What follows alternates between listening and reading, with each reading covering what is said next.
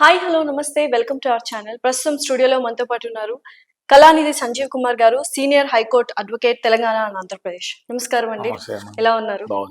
So ఇప్పుడు burning topic అందరూ మాట్లాడుకునేది, టాక్ ఆఫ్ ద టౌన్ అయింది హైడ్రా గురించి.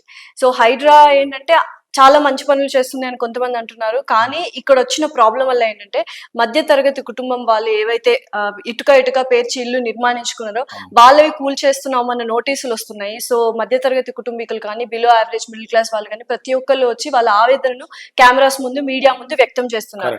దీనికి ప్రత్యామ్నాయంగా ఇప్పుడున్న తెలంగాణ గవర్నమెంట్ ఏమైనా చేయబోతోందా, లేకపోతే హైడ్రా అనేది కంటిన్యూ అవుతుందా? సో దానికి ఏంటి సొల్యూషన్? ఈ హైడ్రా అనేది గత జూలైలో 2024 స్టార్ట్ అయింది. దీనికి హైడ్రాకి చైర్మన్ గా రేవంత్ రెడ్డి గారే ఆయన ఆధ్వర్యంలోనే మొదలు పెట్టడం స్టార్ట్ అయింది.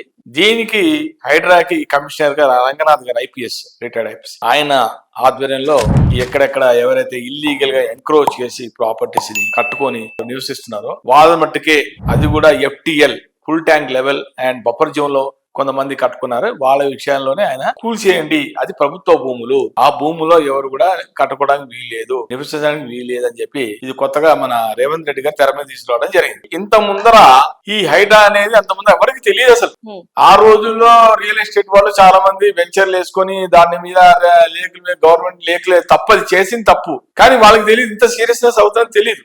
ఆ రోజుల్లో వాళ్ళు ఏం చేశారంటే లేకుల మీద, చెరువుల మీద కట్టేసి మొత్తం మట్టి పోసేసి మొత్తం అంతా క్లోజ్ చేసి దాని మీదే రియల్ ఎస్టేట్ వాళ్ళు కన్స్ట్రక్షన్ చేయడం వాళ్ళు కూడా పర్మిషన్స్ ఇస్తేనే చేస్తారు కదా. పర్మిషన్ అప్పుడు తీసుకోలే, అప్పుడు తెలియదు కదా. హైడ్రా మొన్న వచ్చింది, ఇది తెర మీదకి వచ్చింది మొన్ననే. అంత ముందర ఎవరికి తెలియదు. ఎవరేమనుకున్నారులే జాందే అని చెప్పి, అందుకు కూడా అప్పుడు కూడా అథారిటీస్ కూడా పర్మిషన్ ఇవ్వడం కూడా తప్పు. మళ్ళీ వాళ్ళు ఏమన్నా తీసుకొని ఏమైనా చేశారో మనకు తెలియదు. పర్మిషన్ ఇవ్వడమే తప్పు. ప్రభుత్వం చెరువులో ఎలా మీరు పర్మిషన్ ఇస్తారు? మరి అధికారులు తెలుసుకోవాలి కదా, మరి తెలియకుండా ఎలా ఇస్తారు? అది తప్పు వాళ్ళదే, కట్టుకునే వాళ్ళది తప్పు కాదు, రియల్ ఎస్టేట్ వాళ్ళది తప్పు కాదు. తప్పు ఎవరిదంటే పర్మిషన్ వచ్చిన అధికారులదే తప్పు. ఇప్పుడు వాళ్ళని గట్టిగా పట్టుకోవాలి. వాళ్ళ వల్ల ఈ రోజు చాలా మంది ఏడుస్తున్నారు, పాపం రోడ్డు మీద పడ్డారు. ఎంతో కష్టపడి కట్టుకుని, వాళ్ళకి తెలియదు ఇవన్నీ. వాళ్ళు డబ్బులు ఇచ్చారు, కొనుక్కున్నారు. ఈ లేకు ఇవన్నీ హైడ్రా బొబ్బరి జోలు అన్ని వాళ్ళకి తెలియదు కదా పాపం, అమాయకులు జనం తెలియదు ఆ రోజుల్లో. కానీ ఇప్పుడు కొత్తగా లేకులో కట్టుకున్నారని చెప్పి, ఇవన్నీ ప్రభుత్వ భూములని చెప్పి ఇప్పుడు కొత్తగా తీసుకొచ్చి కోల్కొట్టంలో మొదలు పెట్టారు.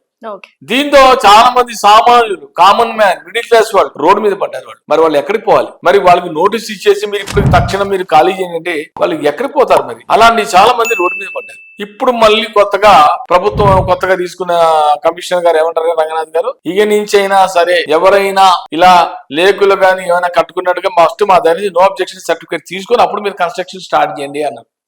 మరి ఇది ఆ రోజుల్లోనే ఉంటే, గత ప్రభుత్వాల్లోనే ఈ రకంగా ఎన్ఓసి చేసుకుంటే ఈ రోజు అందరూ జనం రోడ్డు మీద పడేవాళ్ళు కాదు కదా.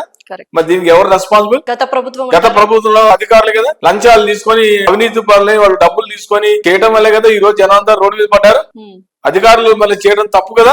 అలాంటి వాళ్ళని ఇప్పుడు ప్రభుత్వం వాళ్ళ మీద ఎఫ్ఐఆర్లు లాడ్జ్ చేయడం జరిగింది. వాళ్ళని ఎవరిని వదిలిపెట్టే ప్రసక్తే లేదు. అధికారులు అలా చేయకూడదు. చేసిన వాళ్ళ సంగతే చెప్తున్నా. ఎవరైనా అన్అఫిషియల్ గా ఇలా ఎవరికైనా ఇల్లీగల్ గా లేక్స్ లో పర్మిషన్ ఇస్తే వాళ్ళని వదిలిపెట్టే ప్రసక్తి లేదు. వాళ్ళ మీద గట్టి చర్యలు ఉంటాయని చెప్పి గవర్నమెంట్ కూడా అంటోంది. వాళ్ళ మీద యాక్షన్ అయితే ఉంటది.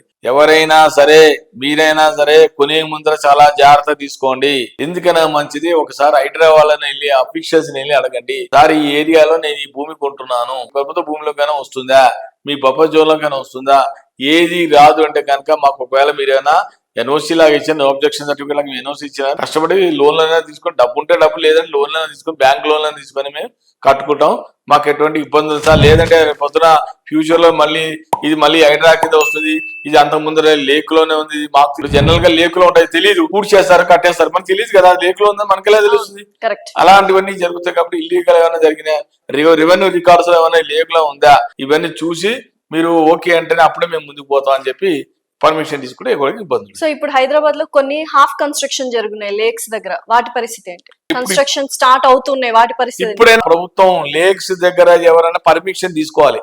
ఇప్పుడు అన్ని కూడా సిస్టమ్స్ అన్ని మారుస్తున్నారు. వాళ్ళ అథారిటీస్ అప్రోచ్ అయ్యి ఆ తర్వాత మీరు స్టెప్ తీసుకుంటే మీకు ఎంత ఇబ్బంది ఉండదు. అలా ఎవరిని అథారిటీస్ అప్రోచ్ అవ్వకుండా మీ ఇష్టారాజ్యంగా చేసినప్పుడు రేపు ఇబ్బంది పడేది మీరే. కాబట్టి చాలా జాగ్రత్తగా ఉండాలి. యూజువల్ గా గవర్నమెంట్ వాళ్ళు ఏది తీసుకొచ్చినా కొన్ని రోజులు పెద్ద హడావిడి చేస్తారు, తర్వాత అది మామూలే. అది ఏదైనా హైడ్రా కూడా అదే పరిస్థితి పడుతుంది. అదే కదా పాపం. ఇప్పుడు అదే జాలేస్తుంది.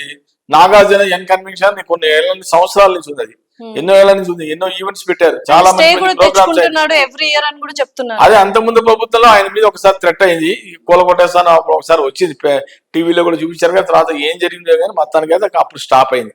ఆయన కోర్టులో కూడా హైకోర్టులో చేశాడు, స్టే ఆర్డర్ కూడా వచ్చినాయి. ఇంత స్టే వచ్చినా అతను కూలగొట్టేసరికి అయిపోయింది, జరగాల్సినంత డ్యామేజ్ జరిగిపోయింది కదా. తెలిసి కట్టుకోవాలి మరి ఆ రోజులు ఆయనకి అంత ఈ ఇష్యూస్ వస్తాయని తెలియదు కదా. లేక్ లో కట్టుకోవడం అనేది కట్టుకున్నారు కానీ లేక్ దగ్గర కూడా తప్పు కదా. మరి అది ప్రభుత్వ భూమిలో కానీ చెరువుల్లో కానీ ఎవరైనా కట్టుకుంటే మటుకు రేపు పొద్దున ఇబ్బందులు పడతారు, అందరికి తెలిసిన విషయం అది.